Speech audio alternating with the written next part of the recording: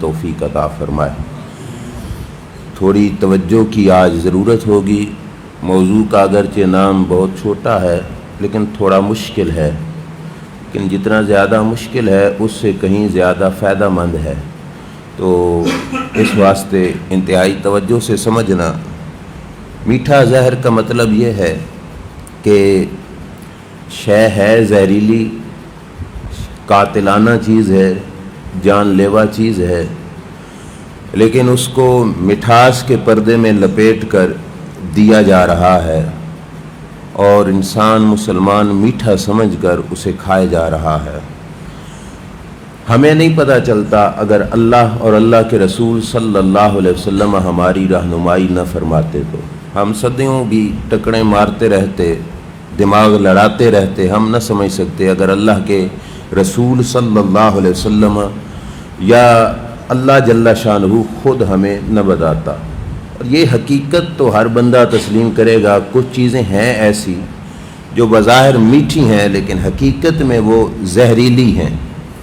اللہ کے پیارے نبی صلی اللہ علیہ وسلم کا ایک فرمان مشکوٰۃ شریف میں حدیث ہے، سرکار نے فرمایا ان الدنیا حلوۃ حاضرۃ، فرمایا دنیا میٹھی ہے، واضح لفظ ہیں یہاں پہ، حلوۃ میٹھی ہے، حاضرۃ فرمایا پر رونق بھی ہے، لیکن اللہ نے تمہیں دنیا میں کیوں بھیجا؟ فرمایا ان اللہ تعالی مستخلفکم فیہا فکیف تعملون، اللہ نے دنیا میں اس لیے بھیجا ہے کہ دنیا کو میٹھا سمجھ کر دنیا کی طرف جاتے ہو، یا دین کی مشکلات کو دیکھنے سمجھنے کے باوجود دنیا چھوڑ کر اللہ کی طرف اور اللہ کے دین کی طرف آتے ہو۔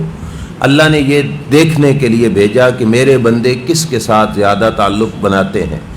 اب اللہ کے نبی کی خود زبان نے بتایا کہ دنیا میٹھی ہے، لیکن اپنے بندوں کو ترغیب دنیا کی نہیں دی، دنیا سے الٹا بچنے کی عطا فرمائی۔ اور ایک مقام پہ یہاں پہ فرمایا گیا الدنیا ملعونۃ وملعونۃ ما فیہا، فرمایا دنیا تو لعنتی ہے اور جو کچھ اس میں ہے وہ لعنتی ہے، سوائے اس چیز کے جو اللہ کی یاد ہے یا جو اللہ کی یاد کے قریب کرتا ہے۔ اور سلطان باؤ رحمۃ اللہ علیہ نے تو اس سے بھی بڑی بات کہی، انہوں نے کہا ادھی لعنت دنیا تائیں تے ساری دنیا داراں ہو۔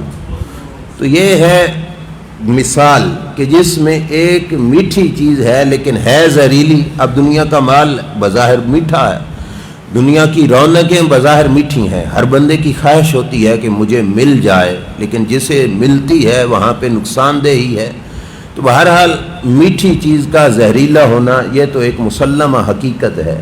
کئی مقامات پر ایسی چیزیں ہیں جو بندے کو اچھی لگتی ہیں لیکن ہیں بندے کے حق میں وہ زہریلی۔ آئیے قرآن کی واضح آیت اسی مضمون کی، اللہ کریم نے جس وقت جہاد کا حکم اتارا اور مسلمانوں کو اس بات کا آرڈر دیا کہ اللہ کی راہ میں نکل کر اللہ کے لیے جہاد کرو، کفار سے لڑو۔ اب جہاد میں کیا تھا؟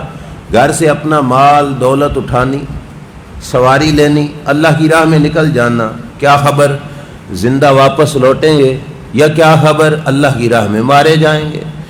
ہو سکتا ہے جو کچھ لے کے گیا وہ بھی دے کے آ جائے اور اپنی جان بھی وہاں پہ دے کے آ جائے۔ تو اللہ تعالیٰ نے جب آیت جہاد حکم دیا، جہاد کی آیات اتاری، تو ساتھ یہ فرمایا عسیٰ ان تکرہوا شیئا وہو خیر لکم، فرمایا ہو سکتا ہے مسلمانوں جو چیز تمہیں ناپسند لگے تمہارے حق میں وہ بہتر ہو۔ جہاد تمہیں ہو سکتا ہے ناپسند لگے کہ ہائے جان لے کے جائیں گے، جان ماری جائے گی، لیکن فرمایا رب جانتا ہے تم نہیں جانتے۔ ہو سکتا ہے تمہیں ناپسند لگے لیکن ہو بہتر۔ وَعَسَىٰ أَن تُحِبُّوا شَيْئًا هُوَ شَرٌّ لَكُمْ، ہو سکتا ہے کسی چیز کو تم پسند کرو اور وہ تمہارے لیے کیا ہو؟ شر ہو۔ ناپسند کرو وہ بہتر اور پسند کرو وہ بری ہو۔ تو گویا کہ رب نے بتا دیا ہو سکتا ہے تم کسی چیز کو کڑوا سمجھو اور وہ میٹھی ہو، اور ہو سکتا ہے تم کسی کو میٹھا سمجھو اور وہ تمہارے حق میں ظاہر ہو اور تم اس کی طرف جا رہے ہو۔ تو اللہ کریم نے اس چیز کی نشاندہی فرما دی۔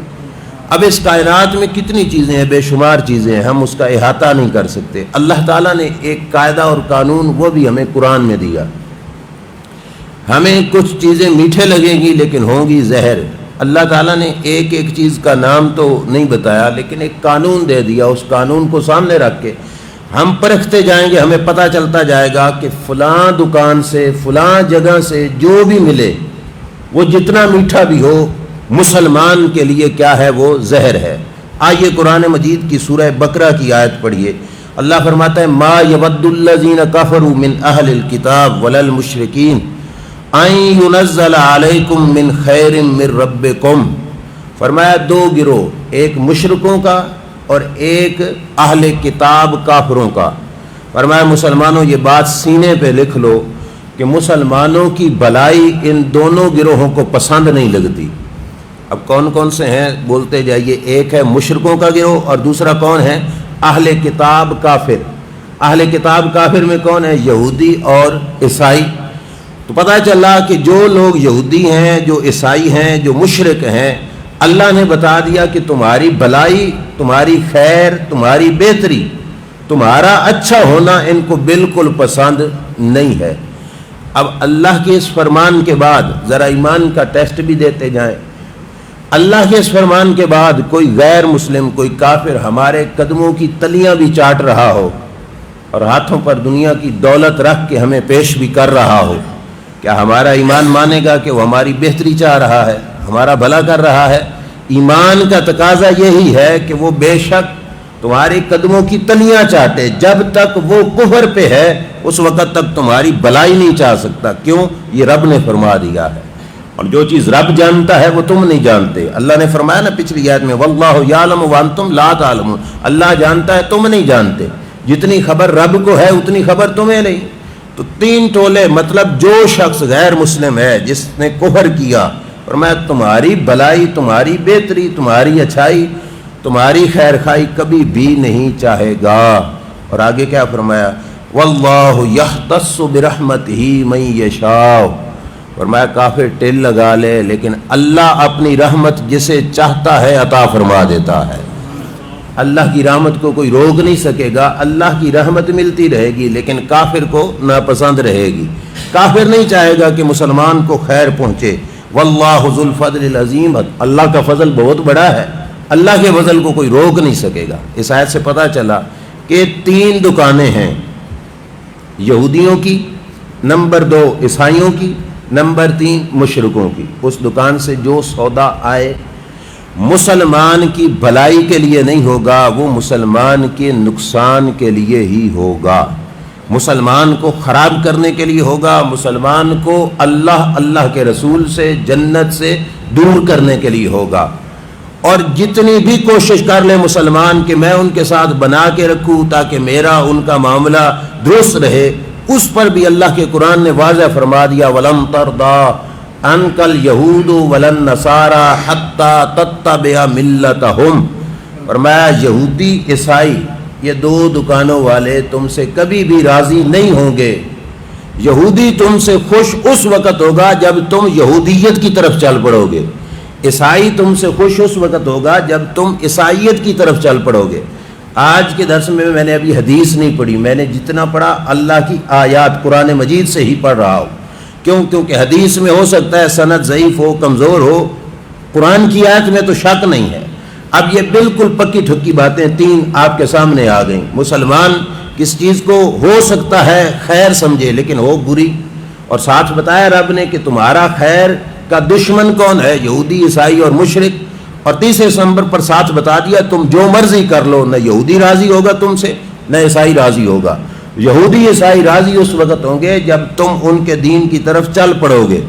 تمہارے اندر یہودیت آئے گی پھر یہودی راضی ہو جائے گا, عیسائیت آئے گی پھر عیسائی راضی ہوگا. اس کے علاوہ نہ یہودی راضی ہوگا نہ عیسائی راضی ہوگا. یہ چند مقامات اللہ جل شانہ نے واضح کر کے بتا دیے. اب اس تفصیل میں جانے کا وقت نہیں ہے, میں اسی پر تھوڑی سی گفتگو عرض کروں گا. یہودیت کی دکان سے جو سودا آئے, عیسائیت کی دکان سے جو سودا آئے, وہ مسلمان کی خیر خائی کر سکتا ہے؟ کبھی بھی نہیں کر سکتا. کیوں؟ ہمارا رب فرما رہا ہے, اور رب جو فرماتا ہے ہمیں نظر آئے یا نہ آئے, ہمارا ایمان اس پہ دیکھی ہوئی چیز سے بھی زیادہ ہوتا ہے. دیکھو نا, جنت ہم نے دیکھی نہیں, سرفراز کالونی کی یہ مسجد دیکھی ہے, اس مسجد کے ہونے پہ اتنا یقین نہیں ہوگا ہمارا جتنا جنت پہ یقین ہے. کیوں؟ کیونکہ جنت نہیں دیکھی لیکن بتائی کس نے ہے؟ رب ذوالجلال نے بتائی ہے. تو جو فرمان خدا ہے اس پہ ہمارا ایمان، ہمارا یقین پختہ اور ضروری ہے. تو رب نے یہ بھی بتا دیا کہ تمہارے ساتھ یہود و نصارہ کی رضامندگی بھی نہیں ہوگی. اب یہود و نصارہ کی طرف سے کئی چیزیں آئیں. یہودی کبھی مسلمانوں کی بھلائی نہیں چاہتا. مسلمانوں کی بھلے کی چیز مسلمان کے ہاتھ سے جو کھینچتا تو مسلمان نے بھلا دینی تھی. بولیے نا.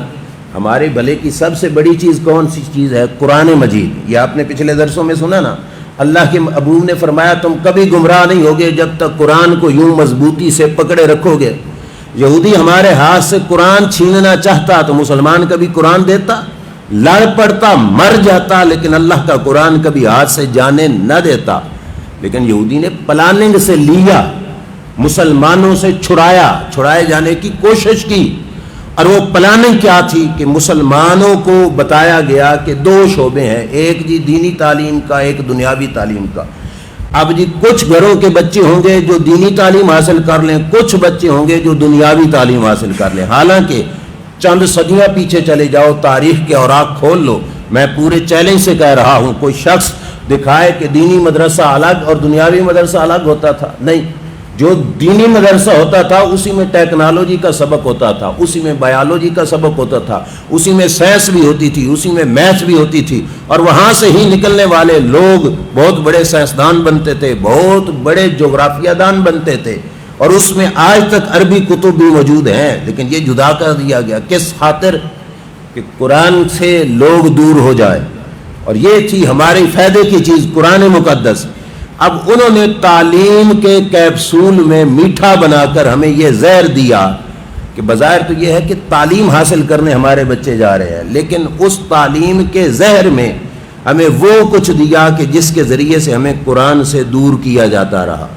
اب آپ مشاہدہ کر لیں، بات اگرچہ میری کڑوی ضرور ہے لیکن یہ کڑواہٹ یہ شربت ہے اور ادھر کی مٹھاس وہ زہر ہے.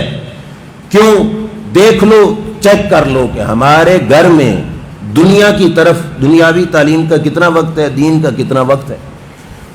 صبح سے بچے گئے 1:30-2 بجے تک دنیا کی تعلیم کے لیے، وہاں سے آئے پھر ٹیوشن پہ چلے گئے، پھر بھی دنیا کی خاطر رہے، اور پھر دین کے لیے ملا تو بیچارے کو بمشکل جا کے آدھا گھنٹہ پونا گھنٹہ جا کے ملا. وہ بھی ہم نے کیا کہا، قاری صاحب آئیے ہمارے گھر آ کے پڑھائیے، اور اس کے لیے ٹائم نہیں. قرآن سے ہمیں جدا کیے جانے کی یہ سازش ہوئی.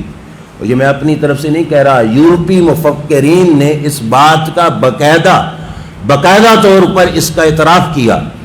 برطانیہ کا ایک وزیر اعظم ہے سابقہ جس کا نام تھا گلیڈ سٹون. اب اس نے اس بات کا باقاعدہ طور پہ اعتراف کیا. یہ اس کے جملے پڑھ رہا ہوں اور کتاب میرے پاس محفوظ ہے. یہ برطانیہ کا وزیر اعظم، اس نے کہا جب تک قرآن مسلمانوں کے پاس رہے گا اس وقت تک یورپ مسلمانوں پہ کبھی تسلط اور حکمرانی نہیں کر سکتا. یہ کس نے کہا؟ برطانیہ کے وزیر اعظم نے. مسلمانوں کے پاس قرآن رہا تو ہم ان کے سر پہ نہیں چڑھ سکیں گے، وہ ہمارے ہتھے نہیں آئیں گے، قرآن سے ان کو دور کرنا پڑے گا.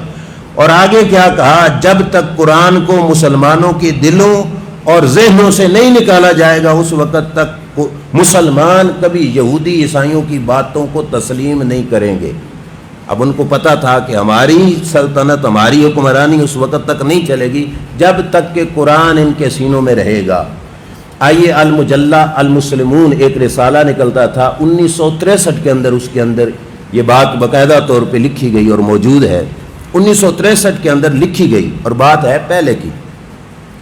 فرانس کے علاقے میں جو فرانس کے حکمران تھے انہوں نے یہ سوچا کہ مسلمانوں کو اپنے دین سے دور کیا جائے. بڑے توجہ سے سمجھنا اور کئی مسئلے اس بات سے واضح ہوں گے. انہوں نے اس سوچ کے تحت الجزائر کے علاقے سے 10 مسلمان لڑکیاں جو انتہائی ذہین سمجھدار قسم کی تھیں ان کو وہاں سے پکڑا، اپنے قبضے میں لیا. قبضے میں لینے کے بعد ان کو بھیجا پیرس میں. پیرس کا وہ علاقہ ہے جو اپنی خوبصورتی کے لحاظ سے مثال رکھتا ہے. جیسے کوئی خوبصورت بنا دے کسی علاقے کو تو کہتے نہیں ہے کہ اس نے تو پیرس بنا دیا. تو انتہائی خوبصورتی کے لحاظ سے مثال رکھتا ہے. پیرس کے اندر اس 10 لڑکیوں کو بھیجا. فرانس کی حکومت نے ان 10 لڑکیوں پر مطلب مکمل خرچہ کیا، اور خرچہ کرنے کا مقصد تھا کہ پیرس میں ان کو پھرایا جائے، پیرس میں ان کو رکھا جائے، پیرس کے لوگوں سے ان کو ملایا جائے، تاکہ یہ لڑکیاں مسلمانوں کی اپنی دینی تربیت سے دور ہو جائیں اور غیر مسلم کے قریب ہو جائیں۔ ان کا مقصد یہ تھا کہ مسلمان عورتوں کا ایک لباس ہوتا ہے، وہ آپ سمجھتے ہیں، اور ایک لباس ہوتا ہے غیر مسلم کا۔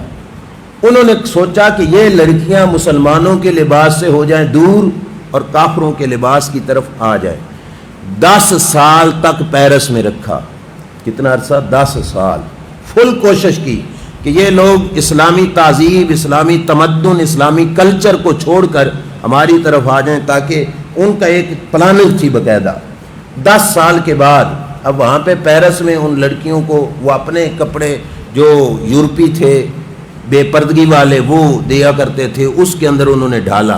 اب آپ خود سوچو، ہمارا کوئی بندہ 2 سال کسی یورپی ملک میں چلا جائے، یہاں پہ آئے تو اس کے دماغ کی فضا بدلی ہوئی ہوتی ہے، اس کا ذہن تبدیل ہوتا ہے۔ وہ 10 سال لڑکیوں پر انہوں نے باقاعدہ محنت بھی کی، اور اس کے بعد جب وہ واپس فرانس میں لے آئے تو اسی یورپی کپڑوں میں، مطلب بے پردگی والے کپڑوں میں لے کے آئے۔ اب ان کے دل میں یہ بات بیٹھ گئی کہ اب تو یہ مسلمانوں کی بچیاں مسلمانوں والے کپڑے پہننے میں شرم محسوس کریں گی، اور یہ والے کپڑے پہننے میں اپنی ترقی اور فخر سمجھیں گی۔ اس مقصد کے لیے اپنی اس محنت کو دوسروں کے سامنے پیش کرنے کے لیے انہوں نے ایک سیمینار کیا، کانفرنس کی وہاں پہ، اور دوسرے ممالک سے غیر مسلموں کو بلایا، اور دکھانے لگے کہ ہم نے مسلمانوں کو کس قدر گرا لیا ہے۔ جہاں پہ کانفرنس تھی اس سے پرے جا کے انہوں نے لڑکیوں کو بٹھایا۔ جب سارا کچھ بتا چکے فرانس والے نا کہ ہم نے اتنی محنت کر کے لڑکیوں کو یوں بد سلوک بد چلن بنا دیا ہے کہ ان کو یوں کپڑوں سے باہر نکال دیا ہے، اب وہ اسلامی تہذیب میں رہنا تو بالکل ناپسند کرتی ہیں، یہ ساری تقریریں سنا کر اب انہوں نے لڑکیوں کو بلایا، وہ اپنے روم میں تھیں، کمرے میں تھیں، کہ وہ آئیں اور دکھائیں کہ یہ مسلمانوں کی لڑکیاں اس لباس میں ہیں۔ اب رب کا کرنا کچھ اور تھا، وہ کچھ عرصوں پہلے کی بات ہے، یہ تو 1963 میں تو چھپی نا کتاب میں۔ جب وہ لڑکیاں آئیں اس مجمع میں تو انہوں نے سر بھی ڈھانپا ہوا تھا اور منہ کا پردہ بھی کیا ہوا تھا۔ 10 سالوں کی محنت کے بعد فرانس کی تو بےزتی ہو گئی، پورا مجمع، انہوں نے بیرون ممالک سے لوگ بلائے ہوئے تھے، لوگ ان کو باتیں کرنے لگ گئے کہ تم نے تو کہا کہ ہم نے ان پہ اتنی محنت کی ہے، یہ لوگ تمہارے سامنے موجود ہے اور ان کو تم کسی قسم کا بدل نہیں سکے، تم کہتے تھے کہ ہم تو ان کو چینج کر دیں گے اور ان پر اپنا تسلط قائم کریں گے۔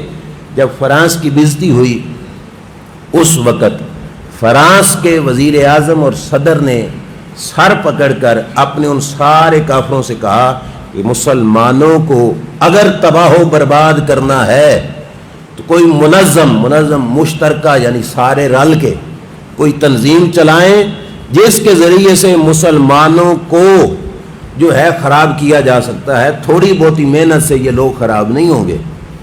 اس وقت جو ان کا ایک وڈیرا تھا، یعنی جس کو ہم عالم کہتے ہیں، وہ مبشر بھی اسے کہتے ہیں، یعنی بشارتیں سنانے والا، اس کا نام تھا ولیم جیم فورڈ۔ اس نے ایک بات کہی، اور یہ بات دیکھنا اور آج کے حالات پہ نظر بھی کرنا کہ وہ لوگ اپنی سازش میں کس قدر کامیاب ہو گئے اور ہم نے زہر کو میٹھا سمجھ کے کس طرح چوستے رہے۔ اس نے کہا، ولیم جیم فورڈ نے، کہ اگر قرآن پاک کو صفحہ ہستی سے ختم کر دیا جائے تو پھر ہم مسلمانوں کے دماغوں پر حکمرانی کر سکتے ہیں۔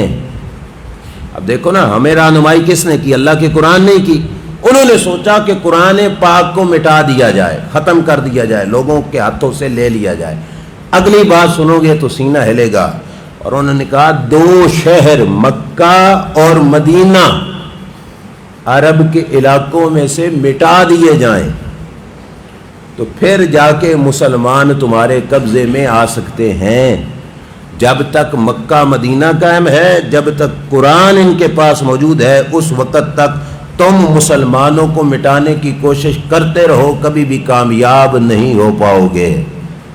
اب میں آپ سے پوچھتا ہوں، یہ سازش اور یہ ان کی منظم صورتحال اس وقت سے چلی، اور وہ باقاعدہ محنت کر کر کے آج اس نوبت تک پہنچے ابھی رب کے فضل سے مکہ مدینہ کو مٹایا نہیں گیا، لیکن ہمیں دور ضرور کر دیا گیا ہے، ہمیں جدا ضرور کر دیا گیا ہے۔ اور یہ جدائی دیکھو کس طرح مٹھاس کے ساتھ ہمارے اندر گھولی گئی۔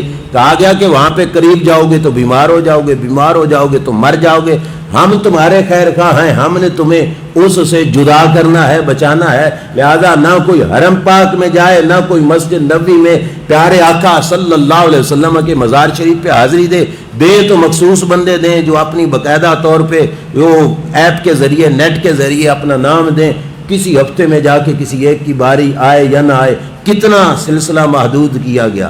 ابھی تو یہ ابتدا ہے، آگے آگے دیکھیے ہوتا ہے کہ اگر مسلمان ہم بدھوں کی طرح، ہم نے قرآن کی نہ مانی، ہم نے کہا مولوی تو ہوتے ہی پاگل ہے، تو پھر دیکھنا کہ آگے اس کا نتیجہ کیا نکلتا ہے۔ اور یہ بات باقاعدہ طور پہ نیٹ پہ بھی موجود ہے، مسجد حرام کی الماریوں سے قرآن اٹھائے گئے، مسجد حرام بیت اللہ شریف کی الماریوں سے قرآن اٹھائے گئے، یہ کہہ کر یہاں پہ قرآن پڑھے ہوں گے، ایک شخص آگے پڑھے گا، پھر اسی قرآن کو دوسرا ہاتھ لگائے گا، اس کی بیماری قرآن میں پڑی ہوگی، یہ اٹھائے گا تو قرآن سے اسے کرونا لگ جائے گا، لہٰذا قرآن کو باریوں سے اٹھا لیا جائے۔ یہ اللہ کا شکر ہے ہم پہ یہ نوبت نہیں آئی، ہماری مسجدوں میں ابھی قرآن موجود ہیں، لیکن جو روش چل رہی ہے کہ یہاں پہ کہتے ہیں جی جہاں سے دین نکلا تم کو الگ دین والے آئے ہو، وہاں پہ یہ چل رہا ہے تو تم ایسا کیوں نہیں کرتے؟ ہم ایسا اس لیے نہیں کرتے کہ ہمیں رب کا قرآن بتاتا ہے، ہمیں کیا دشمنی ہے کسی سے؟ اللہ کا قرآن بتاتا ہے جو کچھ وہ لے کے آئیں، وہ جتنا میٹھا کیپسول ہو وہ تمہارے حق میں زہر ہے۔ اب مٹھاس تو ہے کہ وہ کہتے ہیں قرآن کو ہاتھ لگایا تو بابا جی بیمار ہو جاؤ گے، بیمار ہوئے تو مر جاؤ گے، تمہاری زندگی بچا رہے ہیں۔ اور مسلمان نے کہا بالکل جی بڑے خیر خواہ ہے، لیکن قرآن تو کہتا ہے کبھی بھی خیر خواہی نہیں کریں گے، تمہاری دشمنی کریں گے، تمہیں برباد کریں گے۔ قرآن بھی اٹھائے گئے، مکہ مدینہ سے ہمیں دور کیا گیا، اور اسلام کی روش سے ہمیں دور ہٹانے کے لیے انہوں نے پوری پلاننگ کر دی۔ 1400 سال سے اسلام کے جو نظریات چل رہے تھے، یہ میں نے پہلے بھی عرض کیا، کندھے سے کندھا ملا کے کھڑا ہونا ہے، اس میں تبدیلی آ گئی، اور مسلمانوں کو کہا گیا ادھر ایسے کھڑے ہوگے تو بیمار ہو جاؤ گے، برباد ہو جاؤ گے۔ اللہ کے نبی صلی اللہ علیہ وسلم نے فرمایا تھا دوران نماز اپنے منہ کو ڈھانپنا نہیں، چاہے سردیوں کا موسم بھی ہو، منہ ڈھانپ کے نہیں نماز پڑھنی، منہ باہر نکال کے نماز پڑھنی ہے۔ اب ہماری طرف آ گیا کہ دوران نماز بھی منہ ڈھانپ کے رکھو جی، مسجد میں بھی تمہیں بیماری لگ جائے گی۔ اب ہم نے کہا کہ ایسا نہ کرو، تو لوگوں نے کہا کہ یہ شاید دشمن ہے، اور میٹھا تو ادھر سے آ رہا ہے کہ جو کچھ اس یہودی نے ہمیں دیا۔ اللہ کا قرآن بتاتا ہے وہ تیرا دشمن ہے، تیری خیر خواہی نہیں کرے گا، تیرے ساتھ دشمنی کرے گا، تمہیں ایک دوسرے سے جدا کر رہا ہے، تمہیں مارنے کی سوچ رہا ہے، اور وہ مارنے کی سازش کہاں تک پہنچ چکی ہے یہ ہمارے سامنے موجود ہے۔ ہمیں قرآن سے ہٹایا گیا، دین سے ہٹایا گیا، اور پھر اس کے بعد اس نے ہمارے سروں پر پوری طرح مسلط ہوا۔ اور ابتدا کہاں سے ہوئی؟ کہ اس نے ہمارے ذہن میں سائنس، دنیاوی تعلیم کی محبت بھری۔ آج کل جہاں بھی بات ہوتی ہے، جس وقت سائنس ہمارے سروں پہ حکمران بن گئی نا، وہ کہتے ہیں جی سائنس کہتی ہے یہاں پہ وائرس ہے، پھر سائنس کہتی ہے یہاں سے وائرس لگے گا۔ جب مسلمان کلمہ پڑھ چکے نا سائنس کا کہ بس انے واہ سائنس کی بات ماننی ہے، تو پھر انہوں نے کہا بس سائنس کا نام لیتے جاؤ اور ان کو تباہ و برباد کرتے جاؤ۔ حالانکہ سائنسی نقطۂ نظر سے بھی ہم نے تحقیق کی، میں حقیقت بات ہے مسجد میں بیٹھا ہوں، امریکی ڈاکٹروں کے بیانات بھی میرے پاس موجود ہیں، اور بیرون ممالک تک۔ میں نے کل انڈیا کے علاقے کے ایک لڑکے سے پوچھا، ہمارے گروپ میں تھا، میں نے وہاں سے پوچھا، میں نے کہا تمہارے علاقے میں اعتکاف کی پابندی ہے؟ مسجد میں بیٹھا ہوں، اللہ کی قسم اٹھا کے کہہ رہا ہوں، اس نے کہا کوئی پابندی نہیں، باجماعت نمازیں بھی ادا کر رہے ہیں اور مسجد میں لوگ اعتکاف بھی بیٹھ رہے ہیں۔ انڈیا کے لڑکے نے، اور میرے پاس محفوظ ہے وہ میسج، اور اس نے باقاعدہ طور پہ بتایا ہم کس مصیبت میں گر گئے کہ ہم نے اپنوں کی نہیں مانی جو خیر خواہی تھی۔ میں نہیں کہتا میری مانو، اللہ کے قرآن کی تو مانو کم از کم، اور اس نیت سے مانو کہ دنیا میں لاکھوں خیر خواہ وہ بھلائی نہیں کر سکتے جو رب وحدہ لا شریک اپنے بندے کے ساتھ بھلائی فرماتا ہے۔ اللہ جل شانہ نے مسلمانوں کے لیے جو کچھ اتارا وہ بھلائی کے لیے اتارا، اور مسلمانوں کی بربادی کا سامان انہوں نے کیا۔ آئیے دوسری بات سنیے، اسرائیل نے مصر کے ایک کمانڈر کو گرفتار کیا، اور یہ بھی بات میں ذمہ داری سے عرض کر رہا ہوں، دکھا سکتا ہوں۔ مصر کا کمانڈر اسرائیل والوں کی قید میں رہا، ذہنی طور پر وہ کچھ بدل گیا تو انہوں نے سمجھا اب یہ ہمارا ہے، انہوں نے اس کو رہا کیا۔ جب رہا کیا تو مصری کمانڈر، مصر کا مطلب وہ مسلمان کمانڈر تھا، اسرائیل کے یہودی کمانڈر سے پوچھنے لگا کہ یار یہ تو بتاؤ، القدس کے قریب ایک بستی ہے، اس بستی پر تم نے حملہ نہیں کیا اور فلاں علاقے پہ جا کے حملہ کر دیا، اس بستی کو تم نے کیوں چھوڑا؟ سور باہر ہستی اس کا نام تھا، انہوں نے کہا اس بستی پہ کیوں نہیں تم نے حملہ کیا؟ اب اسرائیلی کمانڈر کیا بتاتا ہے، اس نے کہا کہ وہاں پہ متعصب قسم کے مسلمان رہتے ہیں، ان مسلمانوں کے ساتھ ہم نہیں لڑ سکتے۔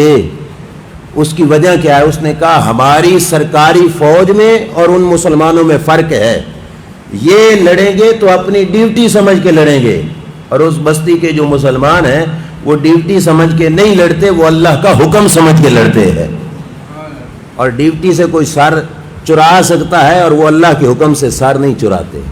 اور دوسری بات اس نے کہی، اس نے کہا ہمارے لوگ لڑتے ہیں کہ تاکہ ہمیں کچھ جگہ ملے جہاں پہ ہم زندہ رہ سکیں، اور ان کے لوگ اس لیے نہیں لڑتے کہ ہمیں کوئی علاقہ مل جائے جہاں پہ ہم زندگی پا سکیں، وہ لڑتے ہیں اس لیے تاکہ جان سے مارے جائیں، رب کے پاس جنت میں جا کے رہیں گے، شہادت کی تمنا کے لیے لڑتے ہیں، یہ فرق ہے۔ اور اس یہودی کمانڈر نے کہا کہ ہم کوئی پاگل نہیں کہ اپنے سر پہ مصیبت لیں اور ان پہ حملہ کریں، وہ تو جو جنوں کی طرح، اس کے لفظ تھے کہ جنوں کی طرح پے جاتے ہیں اگلی فوج پر، ہمارا تو نقصان ہو جاتا، انہوں نے تو ہمارا کخ نہیں چھوڑنا تھا، لہٰذا ان لوگوں کے ساتھ فی الوقت ہماری لڑائی نہیں، ہم ابھی نہیں لڑ سکتے۔ اب مسلمان کمانڈر نے ان سے پوچھا، اسے اندر کا زہر اگلوا رہا تھا، اس نے پوچھا کہ وہ پاگل ہیں جو موت کے لیے لڑتے ہیں کہ ہم لڑیں گے تو مرے، تاکہ وہ موت کے لیے کیوں لڑتے ہیں، اس میں کیا ہے؟ تو اس اسرائیلی کمانڈر نے پتہ کیا کہا، اس نے کہا سب سے خطرناک چیز جو ان کے پاس موجود ہے، اس خطرناک چیز کا نام ہے اسلام۔ یہ لفظ میں اس کے دکھا سکتا ہوں، اس نے کہا سب سے خطرناک چیز ان کے پاس اسلام ہے، دوسرا اللہ کے رسول سے وہ والہانہ محبت کرتے ہیں، اور جب تک یہ دونوں چیزیں ان کے پاس رہیں گی ہم ان کو کچھ بھی نہیں کر سکتے۔ کیوں؟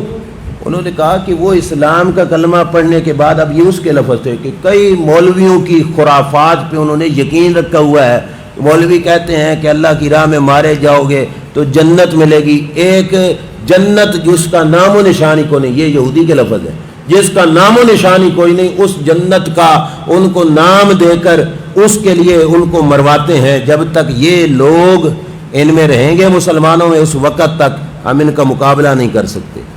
اب اس یہودی کمانڈر نے جو کہا کہ ہم ان کا مقابلہ کیسے کریں گے، انہوں نے کہا قرآن کی جگہ پر ہم ان کو اپنی تعلیم دیں گے، جس تعلیم کے پڑھنے سے سمجھنے سے ان کے ذہن ہمارے لیے نرم ہو جائیں گے، اب ہم ان کو اپنی مرضی سے پھر چلاتے رہیں گے، مطلب ہم ان کے ساتھ زہری جنگ نہیں اندرونی جنگ کریں گے اور ان کو اس طریقے سے تباہ و برباد کریں گے۔ آئیے دیکھیے جو کچھ میں نے آپ کے سامنے بیان کیا، اس میں دیکھو کہ آج ہمارے ساتھ یہ سب کچھ ہو رہا ہے اور ہم اسے میٹھا سمجھ کے پیے جا رہے ہیں، اور جتنا پئیں گے اتنا مریں گے۔ ہماری کتابوں میں جو ہمارے بچے پڑھ کے آتے ہیں، میرے پاس ابھی پکچر موجود ہے باقاعدہ طور پہ، سکول کے پیپر میں یہ سوال تھا کہ صحیح اور غلط کی نشاندہی کرو، اور سوال میں کیا لکھا ہے؟ حضرت محمد صلی اللہ علیہ وسلم گندے کپڑے پہنتے تھے، معاذ اللہ ثم معاذ اللہ۔ اب بچے نے ٹک کرنی ہے کہ ہاں جی یا نہیں جی، کسی نے جو غلطی سے ہاں جی پر کر دی تو اپنے آپ کو برباد نہیں کر دیا۔ وہ جگہ اتنی مقدس اور نازک ہے کہ جس کے بارے میں ہمارے بزرگوں نے یہ کہا کہ وہ اتنی مقدس جگہ ہے کہ جہاں پہ اونچا سانس لینا بھی بے ادبی بن جاتا ہے، اور اللہ کے نبی صلی اللہ علیہ وسلم کی نعل پاک مطلب جوتی مبارک کی توہین بھی کفر ہے۔ جس نے یہ کہہ دیا، اب چھپا مسلمانوں میں، لکھا گیا مسلمانوں کے پاس، پرنٹ مسلمانوں نے کیا، اور کسی کو خبر تک بھی نہیں ہوئی کہ ہم یہ کیا بکواس کر رہے ہیں۔ یہ زہر ہے کہ آہستہ آہستہ جو گھولا جا رہا ہے۔ اور پھر 8 مارچ کو جو عورتوں کا مارچ ہوا، اس مارچ میں یہ بھی میرے پاس محفوظ ہے، عورتوں نے فرانس کے جھنڈے اٹھائے ہوئے تھے۔ اب لوگ سر پکڑ کے بیٹھ گئے کہ ملک پاکستان ہے، لڑکیاں پاکستان کی ہیں، اور جھنڈے فرانس کے کیوں اٹھائے ہوئے؟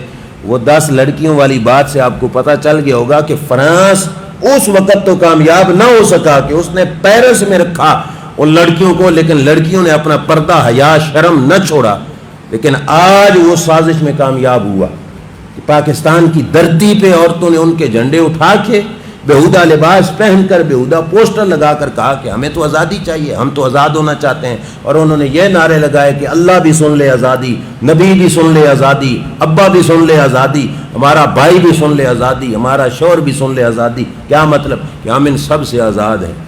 جس کا یہ کوئی نہیں نہ ہوتا وہ انسان نہیں ہوتے، وہ کتے ہوتے ہیں، جن کے یہ رشتے ہوتے ہیں وہ نہیں کا تو فرق ہے کہ یہ انسانیت ہے۔ اور پھر ہمارے اندر اس قدر یہ وائرس کے نام پر جو آج تک یہ سازش اور یہ تماشا بنا ہوا ہے، میں نے کئی دفعہ یہ کہا بیماری ہو سکتا ہے ہو، لیکن بیماری کو باقاعدہ پلاننگ کے تحت پھیلایا جا رہا ہے، جس کا مقصد یہ مسلمانوں میں ایک باقاعدہ طور پر مسلمانوں کو تفریق میں ڈالنا اور مسلمانوں کو خراب کرنا۔ بات تو شرم کی ہے لیکن حق میں شرم نہیں ہوتا۔ میں نے فیصل آباد کی ایک مسجد میں بڑی لوگوں کے سامنے کہہ دی تھی غصے میں آ کر، وہ لوگ یہ کہتے تھے نہیں یہ ایک ادھر کھڑا ہو دوسرا ادھر جا کے کھڑا ہو۔ غالباً مہینہ تھا نومبر دسمبر کا، اور یہ سلسلہ شروع ہوا تھا پچھلے سال مارچ کے مہینے سے۔ میں نے بڑی مسجد میں یہ کہا کہ مارچ کے مہینے سے لے کر نومبر دسمبر کے مہینے تک جو شخص اپنی بیوی کے پاس نہیں نہ گیا وہ تو مسجد میں ڈسٹینس کرے، اور جو گیا ہے اسے شرم نہیں آتی کہ وہاں پہ اسے نہیں بیماری لگتی اور مسجد میں آ کے اسے بیماری لگتی ہے؟